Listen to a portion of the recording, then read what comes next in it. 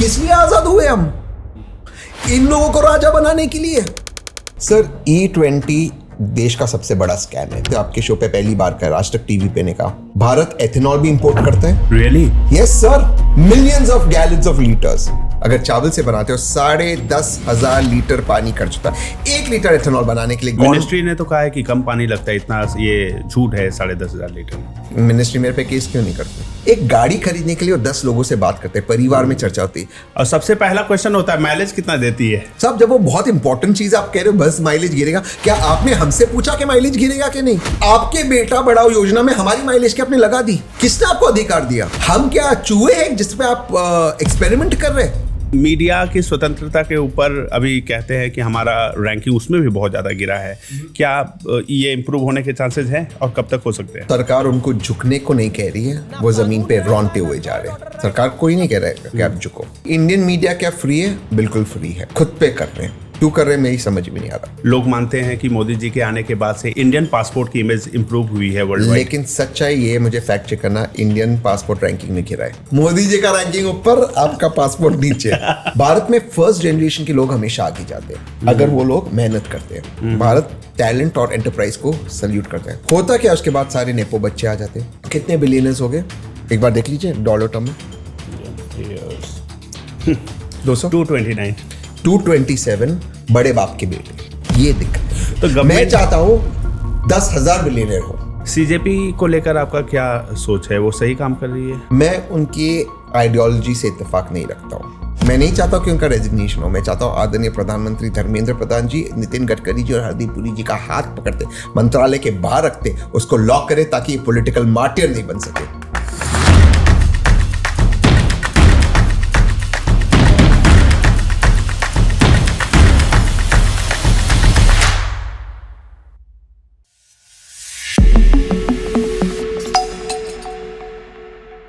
Before we start this podcast, I would like to request you all to subscribe to my YouTube channel. अगर आप हमारे YouTube channel को subscribe करते हैं तो सिर्फ मेरा ही नहीं बल्कि द राहुल रंजन शो के पीछे जितने टीम मेंबर्स काम कर रहे हैं उन सबका ही हौसला बढ़ता है और हम इस लायक बन पाते हैं कि हम आपके लिए और भी अच्छे से अच्छे गेस्ट इस प्लेटफॉर्म पर ला सके। मोर देन 80% लोग जो हमारा पॉडकास्ट वॉच करते हैं वो हमारे चैनल को सब्सक्राइब नहीं करते हैं। नीचे दिए गए सब्सक्राइब बटन पे हिट करने के लिए ना 1 सेकंड का भी समय नहीं लगता, लेकिन आपका एक हिट हमारे एंटायर टीम को बहुत ज़्यादा सपोर्ट करता है। So please click the subscribe button. चलिए पॉडकास्ट शुरू करते हैं। नमस्कार, आप सभी का स्वागत है द राहुल रंजन शो में। हमारा आज का एपिसोड थोड़ा धमाकेदार होने वाला है क्योंकि एक धमाकेदार पर्सनैलिटी हमारे सामने बैठे हैं जो अपने शब्दों से और अपने एक्शन से देश में धमाके करते रहते हैं और मीडिया में छाए रहते हैं। हमारे साथ है तहसीन भाई, तहसीन पूनावाला। बहुत बहुत स्वागत है हमारे podcast the Rahul Ranjan show में। Thank you Rahul ji, thank you. आपके साथ मुझे शो में शिरकत करने का मौका मिला, सो थैंक यू। और 2 धमाकेदार लोग आमने सामने बैठे हुए। Thank you. तो सबसे पहले तो मुझे ये बताइए कि अभी आने में कोई दिक्कत तो नहीं हुई? दिक्कत हुई सर। माफ़ी चाहता हूँ, हम 15-20 मिनट पहले आने वाला था। पूरे आपके सामने जो सड़कें, पानी भरा हुआ है और इतना ट्रैफिक जैम, इतना वाटर लॉगिंग है। एक बारिश में दिल्ली पूरी तरह से नष्ट हो गया।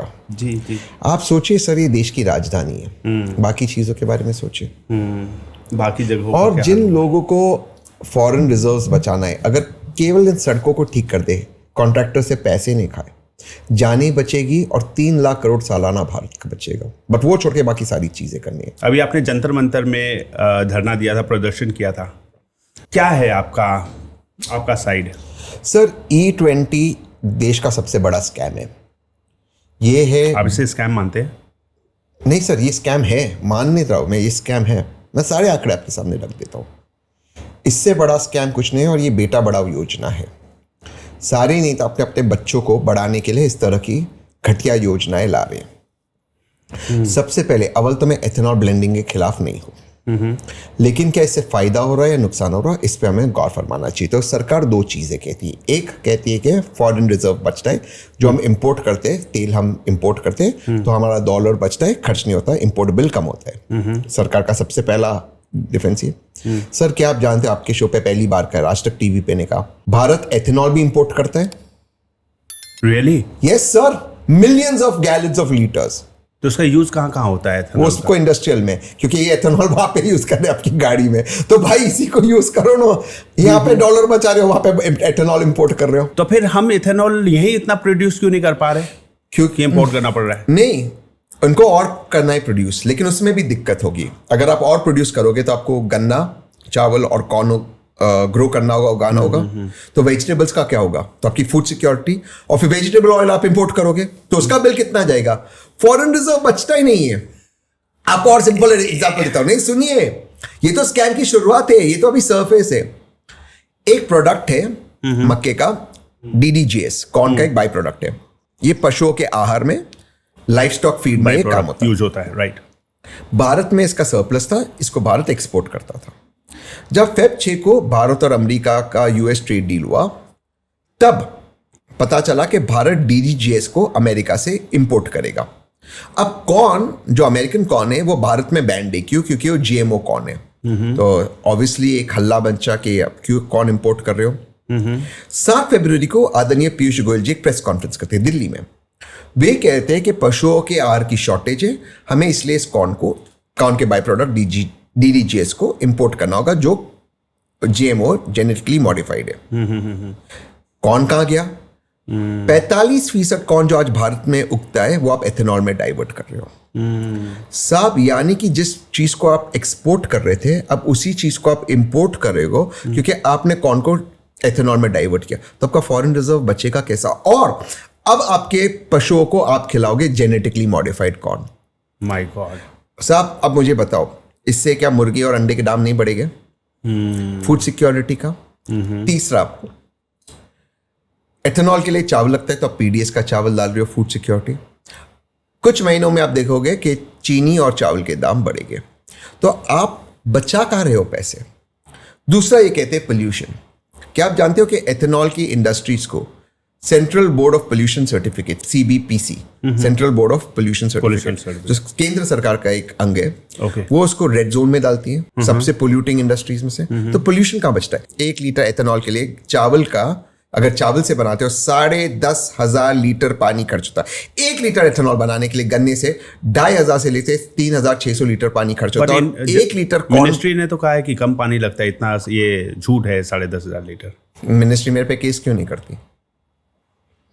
मैं फिर आपके शो पे कह रहा हूं सर, 1 लीटर एथेनॉल बनाने के लिए अगर आप चावल से बनाते हो, 10,000 से 10,500 लीटर पानी खर्च होता है। 1 लीटर एथेनॉल बनाने को अगर आप कॉर्न से बनाते हो, 4,500 लीटर पानी खर्च होता है। 1 लीटर एथेनॉल अगर आप गन्ने से बनाते हो, 2,500 से 3,600 लीटर पानी खर्च होता है। अगर मैं ये तो पानी का ही कॉस्ट, मुझे लगता है 100 रुपए का 1 लीटर अगर पेट्रोल भी लेते हैं, 100% एथेनॉल भी डाल देते हैं, तब भी 100 रुपए के लिए तो कॉस्ट ही, पानी का ही कॉस्ट बहुत ज्यादा है। तो रॉ मटेरियल तो छोड़ ही दीजिए। और पानी की शॉर्टेज है। हाँ, है ही। आप देखिए महाराष्ट्र में कितनी प्रॉब्लम रही है। दिल्ली में थी। हाँ, अब क्या कहे सर, क्या किसी ने इसका कॉस्ट एनालिसिस बेनिफिट किया है, एथेनॉल वर्सेस नॉन एथेनॉल? और सब क्या एवरेज कम होता है गाड़ी का? तो बहुत से ऐसी गाड़ियां है साहब, जो अगर आपको जाने के लिए 1 लीटर 100% पेट्रोल लगता था, अब आपको 1.5 लीटर पेट्रोल लग रहा है। लेकिन वो 1.5 लीटर में केवल 20% एथेनॉल है, तो 80% तो 1 लीटर से ज्यादा ही हुआ। किसी ने इसका एनालिसिस नहीं किया है साहब। इसीलिए मैं कहता हूं ये भारत का सबसे बड़ा स्कैम है साहब।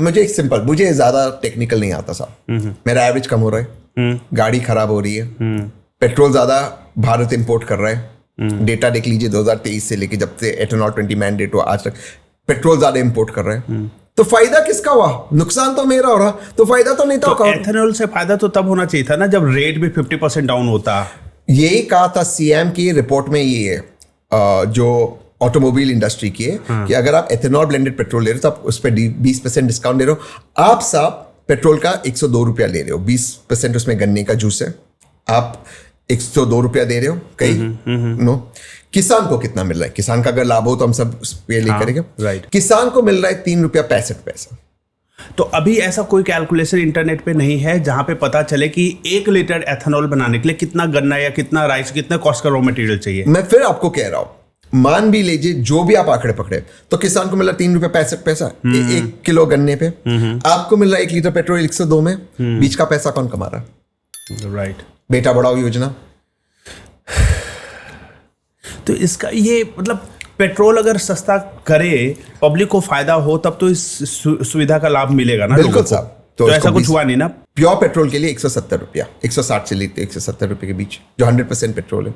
तो कहाँ से भरेगा साधारण आदमी? और गाड़ियाँ खराब हो रही वो अलग। अच्छा, तो आपके अकॉर्डिंग पेट्रोल पंप पे ये इंफ्रास्ट्रक्चर होना चाहिए कि public should have the option to choose, मैं 100% प्योर पेट्रोल चाहता हूँ या एथेनॉल E20? मैं 100% चाहता हूँ E0, E10 या E20। 3 ऑप्शंस। हाँ, अपनी गाड़ी ये आपकी अपना मांग दिखा है। बस। और एथेनॉल 20 के सारे दस्तावेज, पॉलिसी के सारे दस्तावेज सार्वजनिक करें। और क्या कह रहा हूँ, बस ये 2 चीजें कह तो रहा हूँ। आपने जो ये प्रदर्शन किया, इस पे कुछ पॉजिटिव रिस्पॉन्स आया? ये हुआ, government की कल तरफ से? इन्होंने कहा कि हम एथेनॉल 25 अब आगे नहीं करेंगे, रुक गए। चलिए, कांग्रेचुलेशन। लेकिन यहाँ पर मैं नहीं रुका। अब मैं कह रहा हूँ एथेनॉल 10 दीजिए और एथेनॉल 20 का दाम कम कीजिए। Okay, alright. और ये तीनों ऑप्शंस होने चाहिए पब्लिक के लिए कि वो चूज करे कि मुझे 100% प्योर पेट्रोल चाहिए या 10 E10 या चाहिए, E20 चाहिए। हाँ, क्योंकि 80% गाड़ियां 2023 की है भारत के अंदर, और 80% गाड़ियां एथेनॉल 10 कंप्लाइंट है। अब ये कहते हैं एथेनॉल 10 वाली गाड़ी में एथेनॉल 20 वाला पेट्रोल चलता है, ये कहते हैं। करेक्ट। अगर एथेनॉल 10 वाली गाड़ी में एथेनॉल 20 वाला पेट्रोल चलता है, तो 2025 में आपने एथेनॉल 20 वाली गाड़ी बनाई क्यों? उसी में चलाते। Correct correct correct. और क्या 10 साल पुरानी पेट्रोल की कार अगर हम लेकर चले, अभी 2026 है तो 2014-16 के बीच में, तो क्या वो कंप्लायंट है? क्या वो E20 के लिए बनी है? देखिए, मैं फिर कहता हूँ, ये कहते कि चलती है, जैसे इसमें कोई दिक्कत नहीं आती, पर मेरा ये सवाल है कि अगर दिक्कत नहीं आती तो उन्हीं गाड़ी के इंस्ट्रक्शन मैनुअल्स में क्यों लिखा आप एथेनॉल 10 के ऊपर नहीं डाल सकते? और एक चीज हमें समझना होगा, गाड़ी अचानक से बंद नहीं होती जी। मान लो आपको चीनी अलाउड नहीं है, पर आप 1 कप चाय में आपको 1 ही चम्मच चीनी अलाउड है, पर आप दो रोज या 3 कर रहे हो, आप एक दिन में नहीं मरोगे, नहीं, या डायबिटीज नहीं होगा। ठीक उसी तरह अगर आपको सिगरेट अलाउड नहीं, पर आप दिन का 1 सिगरेट, फिर आप 2, फिर आप 1 पैकेट, फिर आप 2 पैकेट करोगे, आपको एक दिन में कैंसर नहीं होगा, इवेंचुअली होगा। आपकी गाड़ी भी वैसे ही खराब होगी, एक दिन में नहीं होगी। अभी जो समस्या आ रही है वो 2 व्हीलर्स को आ रही है, ओके। और bulk of the vehicles 2 wheelers है, करोड़ों में 2 व्हीलर्स है, उनको समस्या आ रही है। अच्छा, आपने इतना जब मुद्दा उठाया है तो कितने लोग आपको ऐसे मैसेज करते हुए DM कर रहे हैं कि सर सच में हमें प्रॉब्लम है, हमारी गाड़ी खराब हो देख रही है? लीजिए मेरा फोन। आदरणीय नितिन गडकरी जी ने चैलेंज किया है कि एक भी गाड़ी में कोई समस्या नहीं। मैंने अभी आज सुबह उनको ट्वीट किया कि आप समय दीजिए, फ्राइडे को मैं 10 लोग ले आऊंगा। 10 भी इसलिए क्योंकि सुरक्षा एजेंसीज अलाउ नहीं करेगी, वो सिक्योर एरिया में रहते हैं। वो जितने बोले मैं ले आऊंगा। और मेरी एक ही शर्त है, मीडिया के सामने, बंद दरवाजे में लाइव स्ट्रीम हो, मीडिया के सामने हो, मैं बताऊंगा लोग जिनको दिक्कत आ रही है। फिर बताइए नितिन गडकरी जी, मेजर प्रॉब्लम क्या आ रहा है लोगों को? Average drop is the biggest problem. भाई कितना % ड्रॉप हो रहा है? इंटरनेट पे पूछते हैं तो 5 से 10% ड्रॉप कहता है। वो तो जो उनके टेस्ट है वो तो स्टैंडर्ड टेस्ट सिक्योर एनवायरनमेंट में प्रोफेशनल्स चलाते, ऐसे सड़कों पे थोड़ी चला रहे जो बाहर है। रियल वर्ल्ड में ज्यादा होता है ना साहब। और साहब देखिए, आज भी एक गाड़ी जब एक व्यक्ति खरीदता है, एक मिडिल क्लास व्यक्ति खरीदता है, उसके घर में एक खुशी का प्रसन्न होता है। एक गाड़ी खरीदने के लिए वो 10 लोगों से बात करते हैं, परिवार में चर्चा होती है। You may be able to buy, but एक मिडिल क्लास आदमी साहब, पहली गाड़ी, पहला घर, शादी, ये पहला बच्चा, ये एक माइलस्टोन्स है लाइफ के। सब गाड़ी दूसरी सबसे महंगी चीज है भारतीय खरीदता है, ठीक है जी। तो जब वो खरीदता है तो उसके घर वालों से चर्चा करता है, दोस्तों से चर्चा करता है, 10 शोरूम में जाता है, टेस्ट ड्राइव लेता है। मैं सिर्फ कार की नहीं, बाइक की भी बात करता हूं। और सबसे पहला क्वेश्चन होता है माइलेज कितना देती है? आपने खुद आपके सवाल का जवाब दे दिया जी साहब। जब वो बहुत इंपॉर्टेंट चीज आप कह रहे हो, बस माइलेज गिरेगा, क्या आपने हमसे पूछा कि माइलेज गिरेगा कि नहीं? आपके बेटा बढ़ाओ योजना में हमारी माइलेज की आपने लगा दी। किसने आपको अधिकार दिया? हम क्या चूहे हैं जिसपे आप एक्सपेरिमेंट कर रहे हैं? क्या मजाक लगा के रखा है? और साहब सारी बातें सच है, आप दस्तावेज रखिए ना सार्वजनिक। दूध का दूध, पानी का पानी, एथेनॉल का एथेनॉल, पेट्रोल का पेट्रोल हो जाएगा, करिए ना। तो क्या अभी सारे पेट्रोल पंप में देश भर में E20 पेट्रोल ही अवेलेबल है या 100% पेट्रोल भी कहीं मिल रहा है? E20 is mandatory. 100% पेट्रोल 160-170 पे कुछ पेट्रोल पंप पे मिलता है। 160 उसका रेट कर दिया गया है, 160 से 170 के बीच में। लेकिन ये कब हुआ? वक्त हो गया, 160-170 इसलिए तो कॉमन आदमी खरीद नहीं सकता। ओह, मतलब सब्सिडी हटा दी गई है। कुछ नहीं है उस पर। हाँ, पहले तो 107 108 रुपए था ना पहले। 160 60 हो गया, अब 60 70 हो गया। 160 और 170 के बीच में। और इथेनॉल वाला क्या रेट चल रहा है? 102। 102, ताकि लोग इसके तो ऊपर आप 20% गन्ने का जूस डाल रहे हो तो आप कम कीजिए, 20% 80 रुपए में दीजिए। 80 रुपए में होना चाहिए, क्योंकि पहले अगर हम ये वॉर के पहले की बात करें, ईरान वॉर के पहले, तो 100 के अंदर ही सारे फ्यूल के प्राइसेस थे। बट सवाल ये है कि तब भी जब आप 20% डाल रहे थे तो अगर 90 था तो आप 20% उसको कम करते ना। क्या आप जानते हो केंद्र सरकार ने पिछले 12 साल में 40 लाख रुपए कमाए हैं पेट्रोल और डीजल के ऊपर टैक्स में? क्या आप जानते हो कि जो PSUs है उन्होंने कितने हजारों करोड़ का मुनाफा पिछले साल किया और इस साल के पहले 6 महीने में? तो नुकसान कौन सी बात का है? ऑलराइट, आई होप कि आपकी आवाज़ वहाँ तक पहुँचे और एक्शन लिया जाए और पब्लिक का फ़ायदा हो, जैसा आप बता रहे हैं। Thank you. पॉलिटिक्स आपका पैशन कब से बना? बचपन से। बचपन से ही पॉलिटिक्स में इंटरेस्टेड थे आप? स्कूल डेज, कॉलेज डेज में? हाँ, मैं विजुअलाइज करता था कि मैं मिरर के सामने खड़ा हो, स्पीच दे रहा हूँ पार्लियामेंट में। जो मेरा स्टडी टेबल था उस पर मैं खेलता था कि मैं पार्लियामेंट में बैठा हूँ, मेरे इर्द गिर्द में MPs है, मुझे स्पीच देना है, PM हाउस में आए, PM गए। तो अकेले खुद से खेलते थे, शहजाद जी के साथ खेलते थे? नहीं, शहजाद के साथ खुद से। जब मैं छोटा था, वो बड़ा एज डिफरेंस है। तो वो शहजाद जी आपसे बड़े हैं? नहीं, छोटे, 6 साल। आपसे छोटे हैं? 6 साल। मैं ज्यादा गुड लुकिंग हूँ। वो ज्यादा इंटेलिजेंट है, बट 6 साल का डिफरेंस। ऑलराइट। शहजाद जी भी पहले कांग्रेस में थे, ऐसा क्या हुआ कि बीजेपी में आना पड़ा उनको? उनकी कांग्रेस में कुछ समस्या हुई, कांग्रेस वाले उनको। आपकी नज़र में कौन सी पार्टी अच्छी है, कांग्रेस या बीजेपी? सारी पार्टीज अच्छी है, बट मैं कांग्रेस को वोट देता हूँ। मैं बीजेपी, मुझे पसंद नहीं है। नहीं, मैं बीजेपी के साथ अग्री नहीं कर सकता हूँ। कोई पॉलिसी है मोदी जी की जो आपको अच्छी लगी अब तक? 370, ओनली सिंदूर, ओनली वन, ऑपरेशन सिंदूर, राम मंदिर, ओके, बालाकोट, ये पसंद है। और जो ग्लोबली फॉरेन अफेयर्स में जो मिडिल ईस्ट के साथ रिलेशनशिप बनाए। ओके। लोग मानते हैं कि मोदी जी के आने के बाद से इंडियन पासपोर्ट की इमेज इंप्रूव हुई है वर्ल्ड वाइड। लेकिन सच्चाई ये, मुझे फैक्ट चेक करना, इंडियन पासपोर्ट रैंकिंग में गिरा है। जो 70s या 80s में हुआ करता था जब आदरणीय मनमोहन सिंह जी प्रधानमंत्री थे, अब 110 से 120 लास्ट रैंकिंग है। इंडियन पासपोर्ट रैंकिंग में गिर रहा है। ये आप फैक्ट चेक कर लेना, अभी भी कर सकते हो आप fact check. Let's check Indian passport ranking latest कर दो। ओके। 2013 में 74 था अभी, और अभी again improve to around 75 to 88th, लेकिन एक साल पहले 2025 में 85th था। 85th। हाँ, तो गिरा है? गिरा है। 14 के बाद से गिरा, 76 आया, 20 तक 84 आया, 90 हो गया था 21 में, फिर 80 पहुंचा 2024 में, 25 में 85, और अभी कह रहे हैं 75 to 75 to 88th है। तो यानी अभी आया नहीं है। हाँ, आया नहीं है, यानी गिरा हुआ है। यानी ये कैसे कैलकुलेट होता है, ये इंडियन पासपोर्ट का रैंकिंग वैल्यू कैसे? जो देश, कितने देश में फ्री वीजा, आप बिना वीजा के जा सकते, बाकी सिस्टम, उनके सिस्टम्स होते हैं, ट्रांसपेरेंट होते हैं रैंकिंग। तो मोदी जी इतने वर्ल्ड वाइड घूमते हैं, तो क्या उनसे पासपोर्ट का रैंकिंग गिरा है? तो क्या मोदी जी का रैंकिंग ऊपर, आपका पासपोर्ट नीचे। तो क्या वो कंट्रीज, अभी सुनने में आया था, न्यूज में देखा था कि बहुत सारे ऐसे कंट्रीज है जो ऑन अराइवल वीजा दे रहे हैं, you don't need to apply for prior visa. पहले नहीं हो रहा था क्या? तो रैंकिंग कैसे गिरा? ओके। अच्छा, मीडिया की बात करते हैं। मीडिया की स्वतंत्रता के ऊपर अभी कहते हैं कि हमारा रैंकिंग उसमें भी बहुत ज़्यादा गिरा है। क्या ये इम्प्रूव होने के चांसेस हैं और कब तक हो सकते हैं? मीडिया वालों के ऊपर है, वो स्वयं से। सरकार, मुझे नहीं लगता उनको कह रही है कि आप बेंड करो। जो सरकार उनको झुकने को नहीं कह रही है, वो जमीन पे रौनते हुए जा रहे हैं। सरकार कोई नहीं कह रहा है कि आप झुको, पर वो अपने आप से ही रौनते। जैसे एथेनॉल वाले मुद्दे पे जिस तरह से मीडिया ने मुझे अटैक किया, मुझे समझ में नहीं आया क्यों। और मीडिया तो आपको बुलाती है ना कॉन्वर्सेशन और डिबेट्स के लिए, वो कैसे? वो एजेंडा तो क्या होता है उनका? आपको ऑपोजिशन में रखते हैं, पक्ष और विपक्ष कहते हैं, तो बट कम से कम आप मेरे पॉइंट ऑफ व्यू तो सुनो। आप बस कहोगे देश हित में, देश हित में, देश हित में, देश में, हमारे पास सारे दस्तावेज, पर दस्तावेज आप सार्वजनिक नहीं करोगे। फिर बोलोगे आप मेरे दस्तावेज को गलत प्रूव करो। जब मैं देखूंगा नहीं, मैं कैसे कुछ सिद्ध करूंगा? मीडिया का यही गेम होता है। छोड़िए, उनका भी राइट है, उनका भी चलना चाहिए, बट इंडियन मीडिया क्या फ्री है? बिल्कुल फ्री है। खुद पे कर रहे हैं, कोई दबाव नहीं डाल रहा, वो खुद से कर रहे हैं। क्यों कर रहे हैं मेरी समझ में नहीं आ रहा। उनको सोचना चाहिए वो क्यों कर रहे हैं ऐसा। मैं क्यों बोलूँ किसी को? बट इससे उनकी क्रेडिबिलिटी जाएगी, नुकसान होगा, लॉन्ग रन में नुकसान होगा। बट ये अगर आप कह रहे हो कि क्या मीडिया पाकिस्तान या क्यूबा या पैलेस्टाइन की तरह है, ये सब मैं नहीं मानता हूँ। इंडियन मीडिया फ्री है, स्वतंत्र फ्री है, हाँ, स्वतंत्र है। ओके।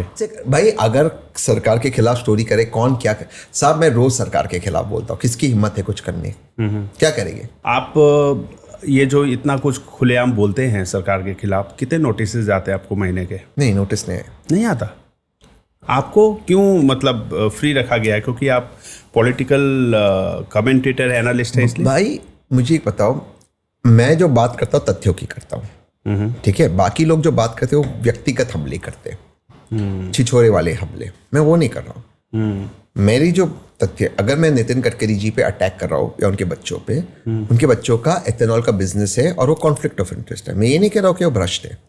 अच्छा, मैं भ्रष्टाचार का आरोप नहीं लगा रहा हूँ, मैं कॉन्फ्लिक्ट ऑफ इंटरेस्ट का आरोप लगा रहा हूँ। ओके, ठीक है? तो जब आप तथ्यों में, फैक्ट्स में ठीक हो, आपको कौन क्या करेगा? और फिर फैज की एक कविता है, कुछ लोग तुम्हें समझाएंगे, वो तुमको ये बताएंगे, जो है वो भीख हो सकता है इस राह में रैज़न, रैज़न यानी कि चोर, इस राह में रैज़न है इतने, कुछ और यहाँ हो सकता है। फिर मैं कहता हूँ कुछ और तो अक्सर होता है, लेकिन तुम जिस लम्हे में जिंदा हो, ये लम्हा तुमसे जिंदा है, ये वक्त फिर लौट कर ना आएगा, तुम अपनी करनी कर गुजरो, जो होगा देखा जाएगा। तो भेजेंगे नोटिस तो देखेंगे, इनसे थोड़ी ना डरना है। जिंदगी में आज तक मैं किसी से नहीं डरा, इनसे डरूं, इस सरकार से डरूं। सरकार से डरने के लिए पैदा हुआ मैं अपनी विजुअलाइजेशन में देश चला रहा हूं और सरकार से डरूं, ये तो हो ही नहीं सकता। कितने मौकों में ऐसा होता है कि शहजाद जी और आप साथ में टाइम स्पेंड कर रहे हैं? टीवी पे या बाहर, पर्सनल लाइफ में? We don't talk. You don't talk, मतलब फिर वही कॉन्फ्लिक्ट ऑफ इंटरेस्ट ही है? कॉन्फ्लिक्ट ऑफ इंटरेस्ट नहीं, क्योंकि सेम मुद्दे पे वो बीजेपी में है, आप एंटी बीजेपी मेरे बात सबसे करते अच्छे हैं दोस्त शायद। बीजेपी में, मुझे बीजेपी से कोई दिक्कत नहीं, मुझे कुछ पर्सनल हमारी कुछ बीच में था उससे, वो ऑफ कोर्स वो पॉलिटिकल था, but there is no BJP Congress की वजह से हम बात करें, ऐसा नहीं है। बट मैं एक चीज उसके बारे में कहूँ, he is the best spokesperson in the country today, Sudhanshu Trivedi ji के साथ। उनको बीजेपी में इलेक्शन में टिकट क्यों नहीं मिली लास्ट टाइम? मुझे नहीं लगता उसको लड़ना था चुनाव, जहाँ तक मैं उसको जानता हूँ। चुनाव नहीं लड़ना चाहता, मुझे लगता है उसको पार्टी की सेवा करनी थी, जहाँ तक मैं उसको जानता हूँ। उसको बैकग्राउंड में रहकर मीडिया मैनेजमेंट और मीडिया में इन्वॉल्व होना था, उसको चुनाव नहीं लड़ना था। वो लोगों को लगता है कि हर व्यक्ति को चुनाव लड़ना है, जहाँ तक मैं उसको जानता हूँ। ऑफकोर्स मैं जानता हूँ मेरा भाई, ऑफकोर्स अगर पार्टी आदेश देगी वो लड़ेगा, बट उसको पीछे से 10 चीज करना बेटर लगता है। आई थिंक वो उसमें तो आप दोनों ब्रदर की एक सिमिलैरिटी है कि दोनों वोकल हैं और स्पोक्स पर्सन की भूमिका में रहना चाहते हैं, या तो विद पार्टी और विदाउट पार्टी। हाँ, बट मैं और कुछ चीज़ें भी अचीव करना चाहता हूँ लाइफ में, सिर्फ ये मेरी जिंदगी नहीं है। आपका सपना है कि कभी अगर कांग्रेस मौका दे तो आप लीड करना चाहते हो उस पार्टी को? मेरा सपना है कि देश में एक अच्छा नेतृत्व हो। कौन सी पार्टी? ऑपोजिशन वीक है अभी, वेरी वीक है, बहुत। राहुल गांधी एथेनॉल वाले मुद्दे पे सड़क पे होना चाहिए, मैं सड़क पर। क्यों नहीं ऑपोजिशन बोल रही, क्या वजह है? उनके भी पर्सनल इंटरेस्ट हैं? हाँ, सारे शुगर के मिल्स तो सारे नेताओं के, केवल नितिन गडकरी जी के थोड़ी है। तो सब मिल महाराष्ट्र में किसके? महाराष्ट्र के शुगर किंग कौन है? शरद पवार जी पक्ष में। कर्नाटका में कांग्रेस वालों के, पश्चिमी उत्तर प्रदेश में भाजपा, सपा, बसपा। देखिए, शुगर मिल का ऐसा बिजनेस है, आपको ये समझना होगा कि आदमी जिस पार्टी में, जो पार्टी सत्ता में होती वहां जाता, तो वही होता है। परिवारवाद के ऊपर बीजेपी हमेशा बोलती रही है, कांग्रेस में परिवारवाद है, वहाँ पे लीडरशिप बदल ही नहीं रहा हमेशा। तो आपको लगता है कि कांग्रेस में प्रधानमंत्री का चेहरा बदलना चाहिए तो शायद वो बेटर परफॉर्म कर पाएंगे? कांग्रेस ने अब तक प्रधानमंत्री का चेहरा दिया ही नहीं था। लेकिन लोग तो अज्यूम यही करते हैं ना कि राहुल गांधी कांग्रेस का कम्युनिकेशन फेलियर है, बट राहुल जी ने कभी नहीं कहा मैं प्रधानमंत्री के दावेदार हूँ। लेकिन किसी और को भी तो नहीं कहा ना, इसलिए तो पब्लिक यही मानेगी कि आप ही रहेंगे, नेहरू परिवार या गांधी परिवार। ये मैं एग्री करता हूँ कि एक प्राइम मिनिस्टरियल फेस देना चाहिए। अगर वो राहुल जी भी हो तो दो, उससे कोई दिक्कत नहीं, पर एक दो, क्योंकि अब जो है जमाना प्रेसिडेंशियल टाइप इलेक्शन हो चुका है। एक मेन फेस के ऊपर लड़ी जा रही है चुनाव, अभी लड़ देना होगा। प्रियंका गांधी वाड्रा जी बेटर फेस होगी प्रधानमंत्री के लिए या राहुल गांधी? प्रियंका जी बहुत अच्छा बोलती है, शालीनता से बोलती है, उनकी हिंदी बहुत अच्छी है, बहुत अच्छे तर्कों के साथ अपनी बात वो रखती है, सेतु बनाने का काम करती है, तो एक अच्छी नेता के रूप में वो आगे आ सकती है। राहुल जी के अपने अच्छे गुण हैं, वे बिल्कुल किसी से डरते नहीं हैं। एक इंटरव्यू में आपने बोला था कि कांग्रेस को अगर आगे बढ़ना है तो मुझे नेतृत्व करने दे। पानी नहीं कहा था, वो करने नहीं देगा, मुझे करना भी नहीं है। अगर मैं लीडर बनता हूँ तो मैं अपने हिसाब से चलाऊंगा ना, बहुत चीज़ों को चेंज करूंगा। उनके और वो चीज़ अगेंस्ट भी चीज़ें जा सकती हैं अगर वो नहीं, देश के लिए सही रहा तो। मे बी अपोजिशन हो सकता है, अलॉटमेंट। नहीं, कांग्रेस देश के खिलाफ कभी नहीं। चीज़ मतलब जो कांग्रेस का ट्रेडिशनल थिंकिंग है उसको मैं चेंज करूँगा। वर्तमान में कांग्रेस एक बड़े, मान लीजिए एक हाईवे पे एक बड़ा टैंकर की तरह है कांग्रेस। तो धीरे चलेगी, धीमी चलेगी, टर्न करने को उसको समय लगेगा।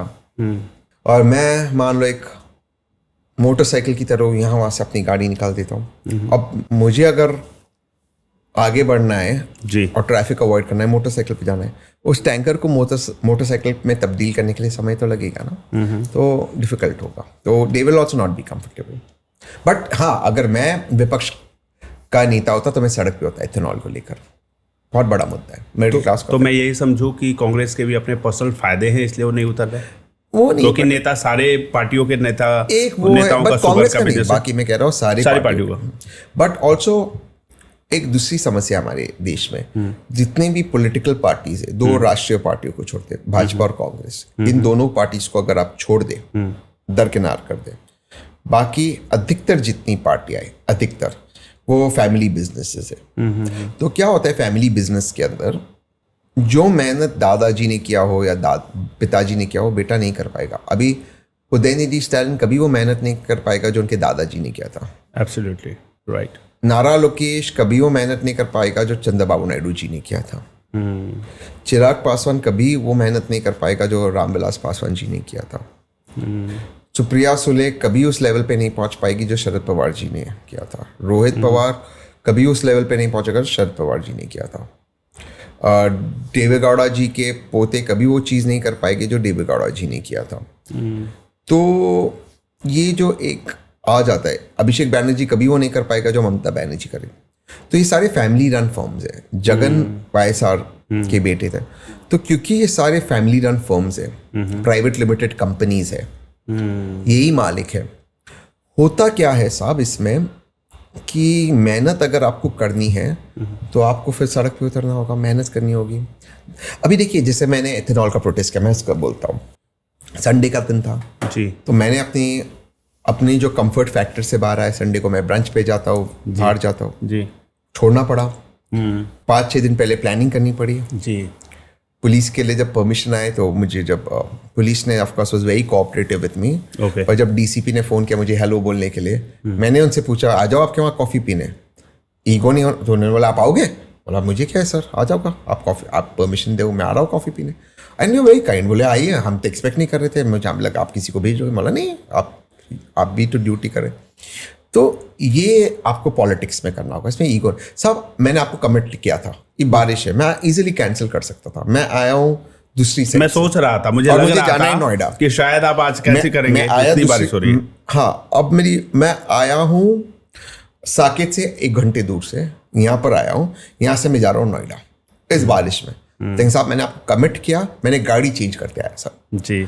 ये पॉलिटिक्स होता है साहब। हाँ, मैंने आपसे ये दरख्वास्त की साहब हम बैठे कि नहीं फास्ट, बट मेरा आपको कमिटमेंट है, ये आपको मेहनत करनी होगी साहब, वरना आपको रिस्पेक्ट मिलेगा नहीं साहब। मुझे अगर एक पॉडकास्ट नहीं होता ना, मेरा कुछ कम होता ना आपका सर, राइट। लेकिन कमिटमेंट और जुबान की वैल्यू होती साहब, और उसके लिए चाहे कुछ भी दिक्कत हो आपको परेशानी सहनी होती। यानी कि मैंने अपने लोगों को भेज दिया, मेरी दूसरी गाड़ी लेकर मैं अपनी गाड़ी में आ गया, छोटी गाड़ी में। ये चीज़ों का अब कौन कितने नेता ऐसे करेंगे? वो नेता के बच्चे नहीं कर पाएंगे सर, उनके फितरत में नहीं है सर करना। क्या आप 2029 इलेक्शन में पार्टिसिपेट करने वाले हैं? पता नहीं, जो होगा सो होगा, मैंने सोचा नहीं। लंबे पॉज का मतलब क्या समझो? करना तो है, करना है। अपनी पार्टी बना के या कांग्रेस के साथ? विपक्ष से। अब कैसे वो सोचा नहीं है। ओके। क्या आपको कांग्रेस से कभी ऑफर मिला? हाँ, बहुत बार। ओके। लेकिन मैं अपने टर्म्स पे, उस वक्त मेरा वक्त सही नहीं था, वक्त अब है, बट अपने टर्म्स पे। ऑल्सो मैं मानता हूँ कि मैं विपक्ष का एक अच्छा चेहरा बन सकता हूँ। देश मतलब को, विपक्ष में वैसे दमदार लोग बोलने वाले नहीं है जो इश्यूज पे बोले। देश में सही मुद्दों को पहचानना, उठाना, गंभीरता से रिसर्च करते हो उस पर बात करना, शालीनता से बात करना, बिना डरे बात करना, मैच्योरिटी से बात करना और सेल्फ मेड होना, ये जरूरी है। लेकिन आप ऐसे अकेले कैसे कर पाएंगे? आप बड़े बड़े बिजनेसेस को अफेक्ट कर रहे, चैलेंज कर रहे, बहुत बड़ा कारोबार जैसे शुगर का देखें तो कांग्रेस में अगर बहुत सारे नेता होंगे जिनका नुकसान हो जाएगा आपके पॉलिसी के चलते, तो आपकी एक की बात क्यों सुनेंगे वो? मैं प्रो बिजनेस हूँ, मैं कैपिटलिस्ट हूँ। सबसे पहले तो मैं कैपिटलिस्ट हूँ, मैं करप्शन के खिलाफ हूँ, मैं कॉन्फ्लिक्ट ऑफ इंटरेस्ट के खिलाफ हूँ। दोनों चीज में फर्क है। मैं नहीं चाहता हूँ वामपंथियों की तरह सब गरीब रहे, उल्टा भाजपा भी वामपंथी है इकोनॉमिकली। मैं चाहता हूँ सब पैसे वाले बने, लेकिन सब पैसे वाले कब बनेंगे? जब फेयर प्ले हो। अगर आप पॉडकास्ट करते हो सर और किसी और के पॉडकास्ट को यूट्यूब मौका दे, आपको मौका नहीं दे, आपका पॉडकास्ट को ब्लॉक करे, सरकार आप पे रिस्ट्रिक्शंस लगाए दूसरों को पॉडकास्ट के लिए, जी गलत है। तो आप नहीं हो। आज आप पॉडकास्ट पे इस लेवल पे, क्योंकि आप एक लेवल प्लेइंग फील्ड है यूट्यूब पे, इंस्टाग्राम पे, आपका कंटेंट होगा चलेगा, नहीं होगा तो नहीं चलेगा। Right, it's as clear as that. Right, वही जिंदगी में होना चाहिए। जिंदगी का एल्गोरिदम उसको पिकअप कर लेगा। हमारे देश में दिक्कत क्या है साहब? आप तभी आगे जा सकते हो कि आप किस परिवार में पैदा हुए हो, इससे आप आगे जाते हो। साहब एक मिनट पॉलिटिक्स को छोड़ देते, आप एक बहुत ही विद्वान व्यक्ति हो जो बिजनेस अवार्ड्स भी करते सर। मुझे आप भारत में 1 बिलियनर बता दो डॉलर टर्म्स में जो परिवारवादी नहीं है। मैं मिलियनर की नहीं, बिलियनर की बात करूं। ये है हमारे रितेश अग्रवाल, ओयो रूम्स, और दूसरा may be board founder Aman Gupta. Aman billionaire नहीं है, मिलियनर नहीं है। अच्छा, तो मुझे लगता है वही बिलियनर। तो बिलियनर ये शायद 2 है, रितेश और निखिल। फिजिक्स वाला बन पाया? नहीं बन पाया। 2 ही है। अच्छा, निखिल कामत और रितेश। ओके, तो बहुत रेयर, बहुत कम है। मतलब नंबर्स इन कंपेयर करें अगर 150 करोड़ लोगों के बीच में 140 करोड़ के लोगों के बीच में तो कम बाकी है। सारे बिलियनर्स परिवारवादी है। परिवारवाद है, वही दिक्कत है। करोड़पति तो बहुत बने हैं देश में। हाँ, वो मेरिट पे। जी, तो मैं मेरिट की बात कर रहा हूँ। First generation Crorepati. Bharat IT में आगे क्यों आया? क्योंकि जो लोग ने आईटी को रेवोल्यूशन लाए भारत में, नारायण मूर्ति जी, अजीम प्रेम जी, फर्स्ट जनरेशन थे। भारत में फर्स्ट जनरेशन के लोग हमेशा आगे जाते हैं अगर वो लोग मेहनत करते हैं। भारत टैलेंट और एंटरप्राइज को सल्यूट करते हैं। होता क्या, उसके बाद सारे नेपो बच्चे आ जाते हैं। अब कोई भी क्षेत्र देख लीजिए, बिजनेस का हो गया, इतने बड़े देश में जहाँ सारे बिलियनर्स हैं, भारत में करीबन कितने बिलियनर्स हो गए एक बार देख लीजिए डॉलर टर्म में। years in India 200 229 200 300 में 220 में 2 मिले, 1%। 1% ये नेपोटिज्म है। बाकी 227 बड़े बाप के बेटे। ये दिक्कत है। तो मैं चाहता हूं 10,000 बिलियनर हो।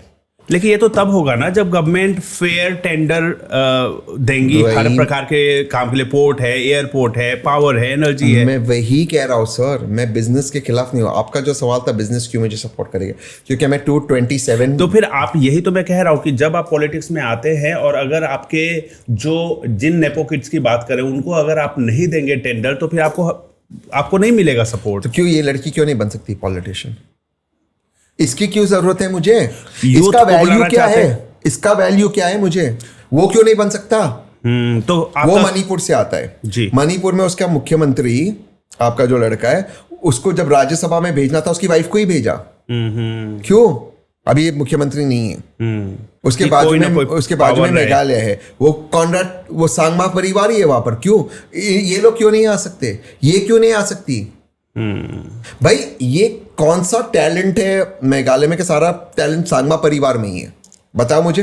तो फिर तो ये आपको कौन सा टैलेंट है कि सारा टैलेंट बीरेन सिंह जी के परिवार में मणिपुर के अंदर? तो आप ये मूवमेंट क्यों नहीं शुरू करते हैं कि यूथ को पॉलिटिक्स में लाया जाए, अपनी पार्टी बनाए और फर्स्ट जनरेशन लाया जाए टैलेंट बेस्ड? बस सिर्फ पॉलिटिक्स में नहीं, हर चीज में। आप क्रिकेट बोर्ड देख लीजिए, ज्योतिरादित्य सिंधिया जी के बेटे में क्या टैलेंट है कि वो क्रिकेट बोर्ड में मध्य प्रदेश का प्रेसिडेंट है। वो छिछोरा रोहित पवार में क्या टैलेंट है बताइए मुझे। और आप देखिए, आप इसमें गूगल कीजिए Jyotiraditya son people touching his feet, videos लगाइए। हाँ, वो चल रहे लोग उसके पैर छू रहे, क्यों? पावरफुल है। उसकी क्या अचीवमेंट है? सन अशोक गहलोत जी के बेटे वैभव गहलोत क्यों है बीसीसीआई में? साहब जब तक मुझे आप बताइए, आपको लास्ट बड़ी हिट कौन सी लगी बॉलीवुड में? धुरंधर ही है। करेक्ट, धुरंधर हिट थी। नेपो बच्चे नहीं थे उसमें, बॉलीवुड नीचे जा रहा है नेपोटिज्म की वजह से। करेक्ट। अभी एक नेपो एक्ट्रेस की एक फिल्म आई, बड़ी फिल्म आई, बहुत प्रमोट किया उसने, सारे फ्लॉप हो गई। ओटीटी ऊपर क्यों जा रहा है? क्योंकि वहां पे टैलेंट को मौका मिल रहा है। जनरेशन क्यों शिफ्ट हो रहा है? क्यों? क्योंकि वहां पे टैलेंट है, आपको कंटेंट बेटर मिल रहा है। यूट्यूब क्यों देख रहे हैं? न्यूज सर, आपके मीडिया में सारा नेपोटिज्म है, आपके जुडिशरी में जजेस एक दूसरे के बेटे को बनाते हैं, ये जज उसके बेटे को जज बनाएगा। ब्यूरोक्रेसी में तो नहीं है? ब्यूरोक्रेसी में सर करप्शन है। जब मैं पावर में आऊंगा, मेरा पहला लॉ होगा, पहला नियम, 50% IAS आउट।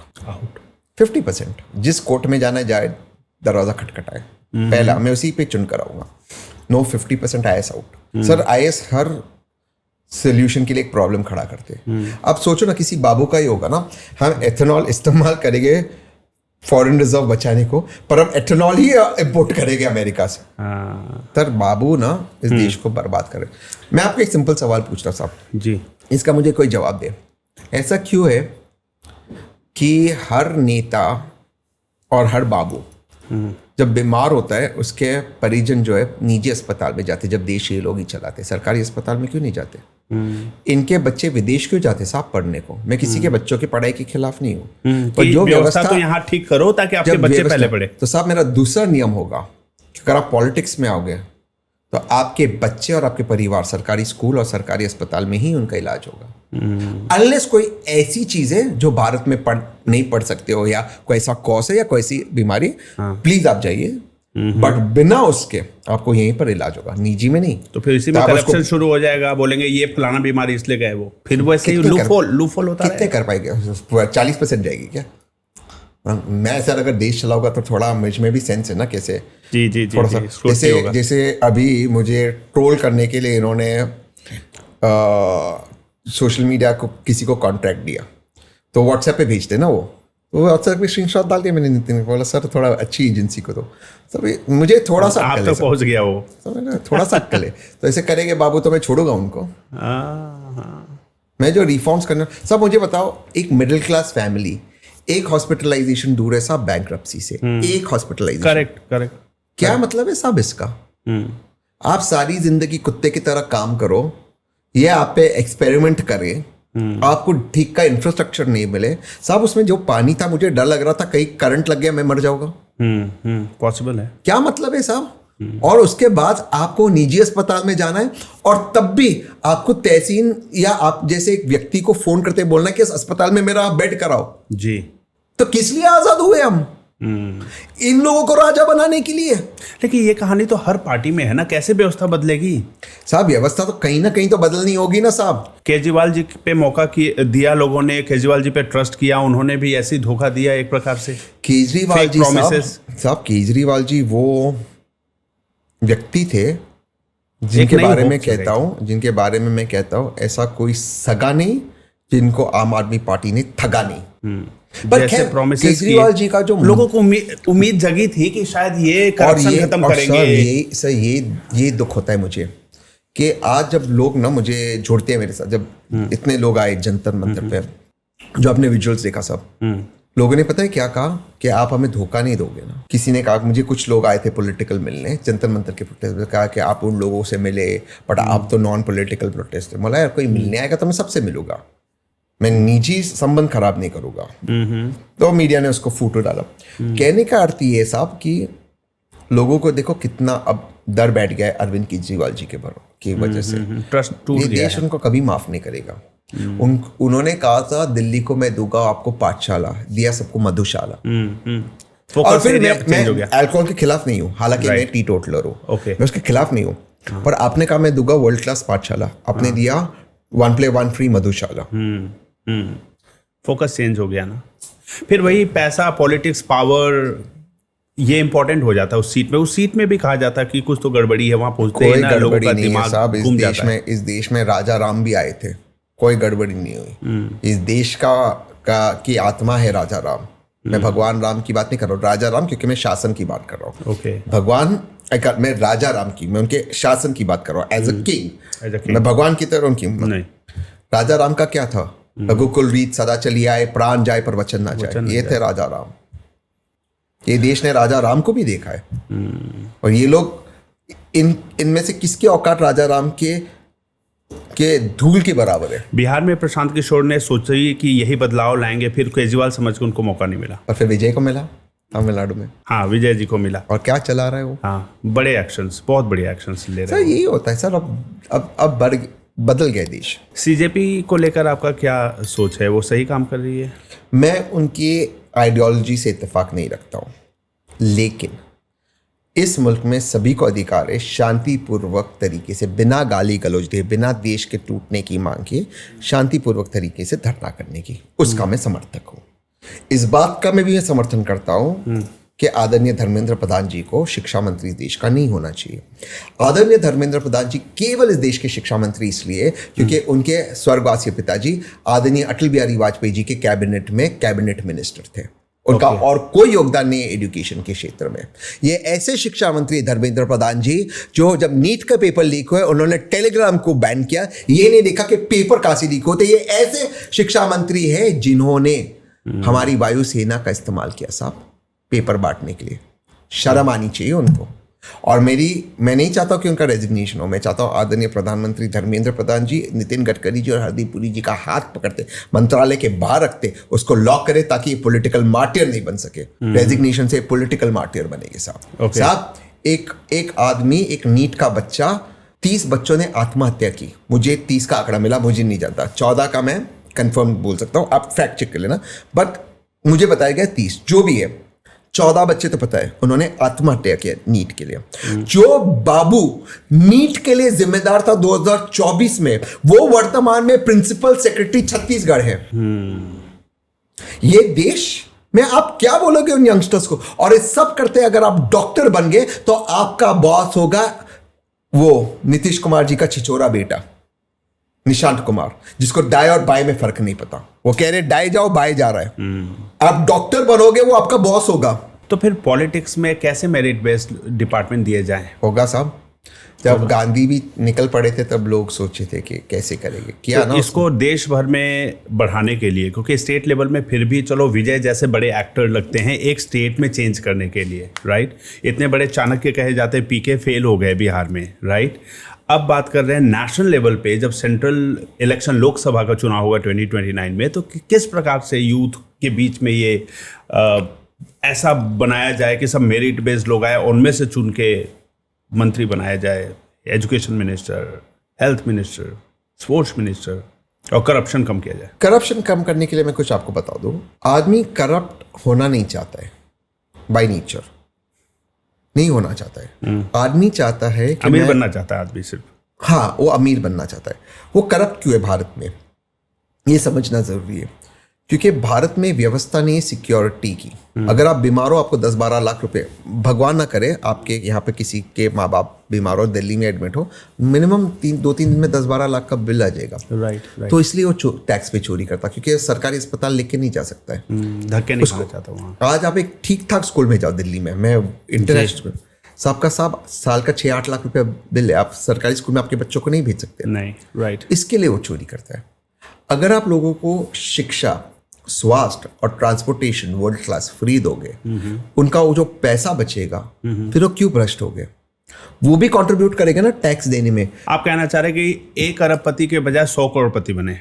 मैं कहता हूँ 100 अरबपति भी बने, 1000 करोड़पति भी बने, 50,000 लाखपति भी बने, कोई दिक्कत नहीं। सब पैसे वाले बने और सब टैक्स भरे और आराम की जिंदगी जिए। बहुत अच्छा लगा तहसीन जी, बहुत अच्छी बातें हुई हैं। आई होप कि आपकी जो आवाज़ है वो हर युवाओं तक पहुँचे, और जो आप चेंज लाना चाहते हैं, एक बड़ा कंसर्न तो है कि ये इतना बड़ा चेंज लाना ऑलमोस्ट इम्पॉसिबल सा लग रहा है अभी हमारे देश में।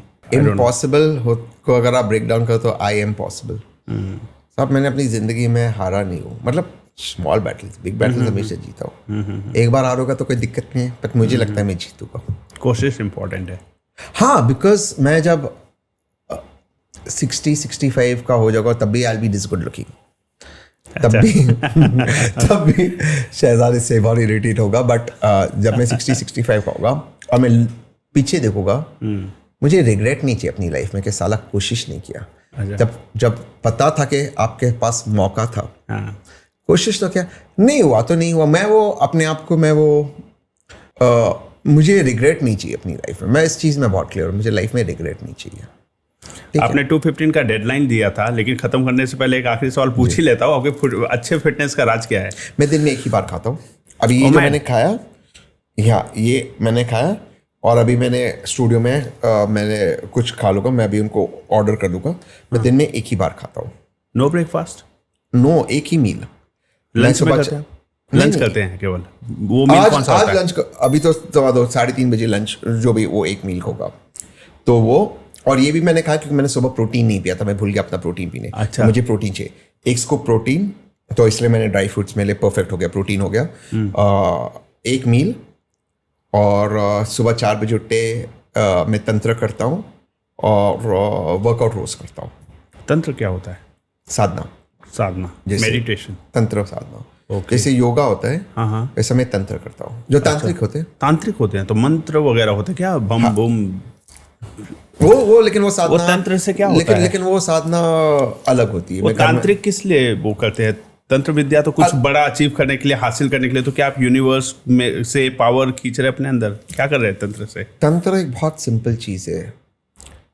भैरव विज्ञान तंत्र में देवी जब शिव जी से पूछती है, माँ पार्वती, कि जिंदगी क्या है, यूनिवर्स क्या है, तो बहुत सिंपल चीज कहते हैं तंत्र क्या है। जो सांस आप अंदर लेते हो और जो सांस आप बाहर निकालते हो, उसके बीच में दुनिया है। वो 0.0000001 सेकेंड का जो क्षण है, जो सांस अंदर जाती है और सांस बाहर आती है, अंदर जाती है। अगर आप उसको कंट्रोल कर सकते हैं, आप दुनिया को कंट्रोल कर सकते हैं। शिव जी बहुत सिंपल में समझाते हैं, बहुत सिंपल है। सीखा कहाँ से आपने ये तंत्र? अलग अलग गुरु मेरी जिंदगी में आते हैं, अलग अलग गुरु आए। आपने ढूंढा या आए खुद ब खुद आए? मैंने आज तक गुरुओं को नहीं ढूंढा, गुरु अपने आप मेरी जिंदगी है। लेकिन साहब, शिक्षा की ऐसी चीज है, ज्ञान ऐसी चीज है कि वो आपको मिल ही जाती है। आपको सिर्फ हैव टू बी ओपन, आपको सिर्फ उसको एक्सेप्ट करना होता। जब रावण को पराजित किया भगवान श्री राम ने, तब लक्ष्मण को कहा जाकर उनसे ज्ञान लो, क्योंकि ज्ञानी थे। तब लास्ट में रावण ने तब भी ज्ञान दिया जी। तो कहने का अर्थ है कि ज्ञान आपको कहीं से भी आ सकता है, अच्छे से, अच्छाई से भी, बुरे से भी, विदेश से भी, भारत से भी। ज्ञान लेना, उसके लिए आपको ओपन होना चाहिए। ये तंत्र, you have to be open. और जितना ज्ञान आएगा आप उसको अंदर ले जाओ। तो गुरु मेरी जिंदगी में हमेशा आए, मुझे मिले, जब जैसी चीज़ की ज़रूरत पड़ी है मुझे वो मिले, और फिर चले गए मेरी ज़िंदगी से, और फिर वापस ज़रूरत होती तो आते। आखिरी सवाल, भारत में कौन सा चेहरा आपको लगता है कि लायक है प्रधानमंत्री फेस के लिए मोदी जी के बाद? मोदी जी के बाद? पर मोदी जी तो अभी 29 में भी वही चेहरा हो गए। तो भाजपा से आप पूछ रहे हो? पूरे देश से पूछ रहा हूँ मैं। अगर भाजपा पावर में आती है तो भाजपा तो का मोदी बता जी दीजिए। बनेंगे 29 में। मोदी जी के बाद दूसरा चेहरा कौन नजर आता है आपको? भाजपा में अगर देखें तो उनका जो 3 या 4 बड़े चेहरे, तो आदरणीय गृह मंत्री जी, आदरणीय उत्तर प्रदेश मुख्यमंत्री, आदरणीय महाराष्ट्र के मुख्यमंत्री और आसाम के मुख्यमंत्री, तो हिमंता बिस्वा शर्मा जी, देवेंद्र फडणवीस जी, योगी आदित्यनाथ जी और अमित शाह जी, ये 4 बड़े चेहरे हैं जो मोदी जी के बाद उस रेस में हो गए प्रधानमंत्री बनने के लिए। जिसमें से मैं अमित शाह जी, चारों बहुत ही योग्य है, बट अमित शाह जी को केंद्र का भी एक्सपीरियंस है, देवेंद्र फडणवीस जी को डेवलपमेंट का एक्सपीरियंस है, योगी जी को लॉ एंड ऑर्डर का एक्सपीरियंस है जो अमित शाह जी को भी, और हिमंता बिस्वा शर्मा जी थोड़ा सा, बट वो भी एक अच्छे एडमिनिस्ट्रेटर है। तो ये भाजपा के सामने। ऑपोजिशन में? ऑपोजिशन को तय करना होगा उनका चेहरा कौन है, वो तो तय कर लेंगे। आपकी नज़र में कौन है? आप इतने बड़े पॉलिटिकल विश्लेषक हैं, एनालिस्ट हैं। मैं समझता हूँ एक ऐसा चेहरा हो जो किसी परिवार से ना आए, मुझे ये लगता है, सेल्फ मेड हो और जो समाधान दे सके। ये ऐसा एक चेहरा चाहिए जो लोगों को समाधान दे सकते हैं, उनकी जो वर्तमान में जो उनकी स्थिति खराब है, और भाजपा से अलग वो शासन कैसा दे सके, वो जरूरी। जो मेहनती हो, जो बात रखने से हिचकिचाए नहीं, ऐसा एक चेहरा विपक्ष में चाहिए। बट ऐसा चेहरा जो खुद से ऊपर, तो बहुत है, बट देखते इसको कैसे। अभी तो इवॉल्व हो रहा है विपक्ष। इवॉल्व होगा, नए बड़े चेहरे आएंगे या आए या ना आए। 29 में 34 में तो 100% आएगा, 34 में तो आएगा। तहसीन पूनावाला के साथ पॉडकास्ट में आपको बहुत मजा आया। अरे वाले बहुत मजा आया, सच में बहुत मजा आया। Thank you sir. Thank you so much for your time. Thank you sir. The Rahul Ranjan show में आने के लिए। Thank you sir. मैं आगे आपके डेवलपमेंट देखता रहूँगा। Thank you, sir. और बहुत अच्छा काम कर रहे हैं। Thank you sir. Alright, thank you so much. तो गाइज, आपने सुना तहसीन पूनावाला जी को, जो कि एक पॉलिटिकल एनालिस्ट हैं और टीवी पर्सनालिटी है। देश के क्रिटिकल मुद्दों पे, सेंसिटिव मुद्दों पे खुलकर बात करना पसंद करते हैं। अब मैं ये आपके ऊपर छोड़ता हूँ, आप किस प्रकार से इनके व्यूज़ को लेते हैं। अगर आपके कोई भी सुझाव है या सवाल है, इस वीडियो के कमेंट सेक्शन में कमेंट करें। एंड अगर आपको ये वीडियो पसंद आई तो अपने फ्रेंड्स एंड फैमिली के साथ शेयर करें और मेरे चैनल को सब्सक्राइब जरूर करें, ताकि इस प्रकार की अच्छी वीडियोज़ देश के हित में, देश के मुद्दों पे और एजुकेशनल स्टफ्स मैं आप तक लाता रहूं। मैं हूं राहुल रंजन सिंह एंड ये था द राहुल रंजन शो। जल्द ही मिलते हैं हमारे नेक्स्ट एपिसोड में एक इंस्पायरिंग गेस्ट के साथ। Till then, keep learning, keep growing, keep shining. जय हिंद, जय भारत।